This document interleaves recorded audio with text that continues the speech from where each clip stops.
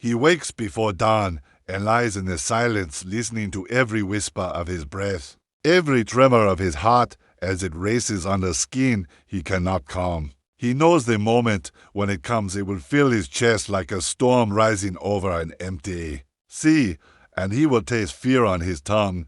This morning he does not rise to greet the day. He stays where he is held down by heavy blankets that feel like chains. He remembers the night before when his mind spun stories he could not stop, stories of things that might happen, of judgment, of failure, and the dread of every mistake that could be made. His pulse pounds against his ribs, but he does not move. He fears the air and fears the day. He has felt like this for as long as he can remember, and he tells himself today must be different. He wants to breathe, but cannot find the courage. Then he hears his own voice whisper, "Yes, you can," and he closes his eyes and counts 1, 2, 3, 4, 5. And each number loosens the iron grip on his chest. He sits up and swings his legs off the bed, and the world tilts as he stands. But he holds on to the edge of the mattress and breathes again. He has done this before, but he has never believed he could. He walks to the window and pushes aside the curtain to see the sky just pale light over rooftops. He watches it breathe the day into being and feels a thin thread of wonder. He notices the distant call of a bird, the first clean note of morning, and he wonders what it is like to sing without fear. He stands there for a moment in quiet fellowship with something braver than himself. Then he steps back from the window and begins his morning ritual.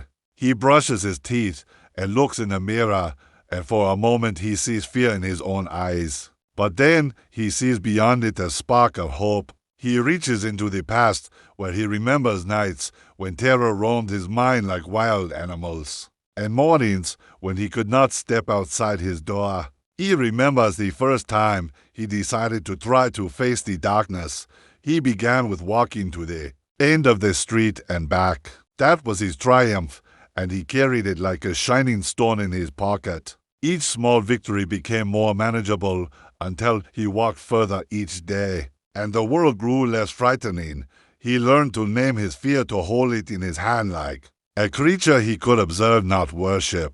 He learned that anxiety thrives on silence, on emptiness, so he filled his life with small actions and routines. He learned to pause when panic came, to feel it like a cloud passing through his body, to let it move on. He practiced breathing like a miner digging through rock, searching for an air pocket. Now he stands in the bright bathroom and breathes into his hands. The air fills his lungs and empties his mind. He breathes in peace, he breathes out fear. He splashes cold water on his face to remind himself he is here now. He wraps a towel around his shoulders and steps into the kitchen and lights the kettle.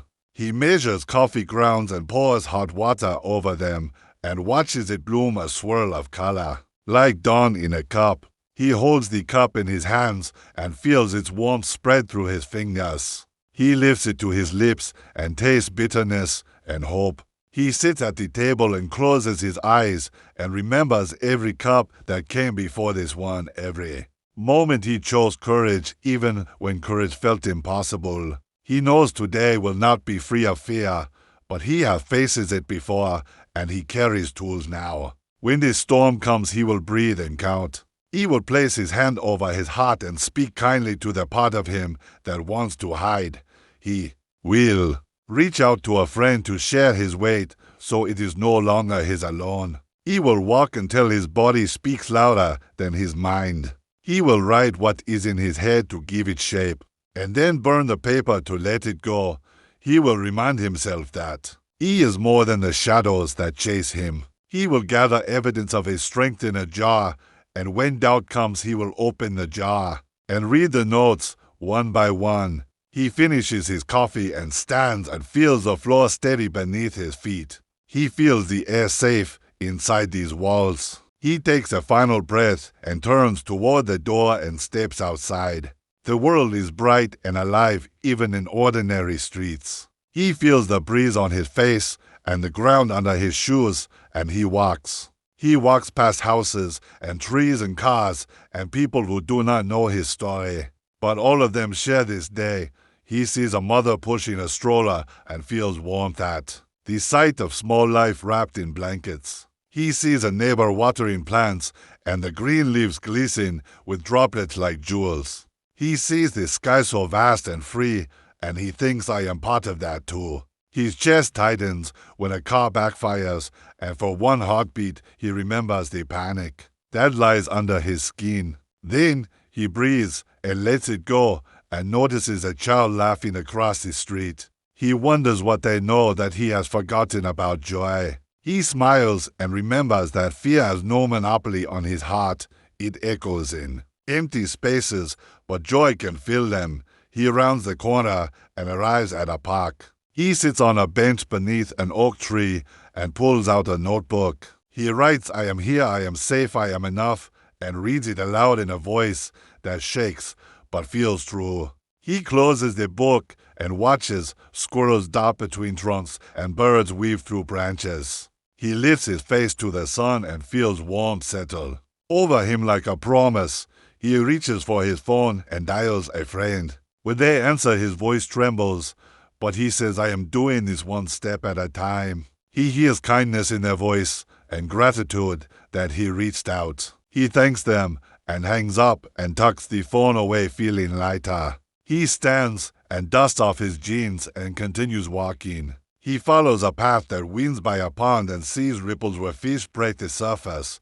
He wonders what it is like to glide through water free of gravity. He imagines diving beneath his fear and swimming until he is guided by the current, not by panic. He lifts his arms and stretches them wide and breathes in possibility.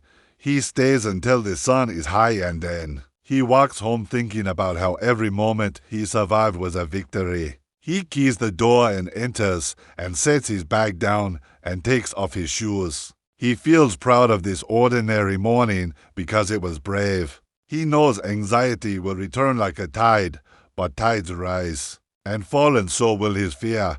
He knows he has learned to surf the waves with breath and movement and kind words. He knows he has built a life where fear exists but does not rule. He moves to his desk and opens his laptop and writes an email to someone who might need these words. He writes about small steps and breathing storms into peace and lighting lanterns in dark rooms. He presses send and closes the lid and leans back in his chair and closes his eyes. He remembers his journey from the boy who could not leave his bed to the person who greets the day. He feels pride ripple through his body like sunshine after rain. He breathes in once more and feels the calm that follows courage. He hears the whisper inside that says you can do this again and again, and he knows it is true. He rises from his chair and moves through his home with ease and purpose. He packs a bag for a day out, recalling how he once could not pack a bag because the world was too much. Now he fills it with water and snacks and a book and walks out the door with his heart open to whatever comes. He does not know every step ahead, but he knows the next step. He is always here in this moment, and that is all he needs. He closes the door behind him, and with a steady breath he walks into his life.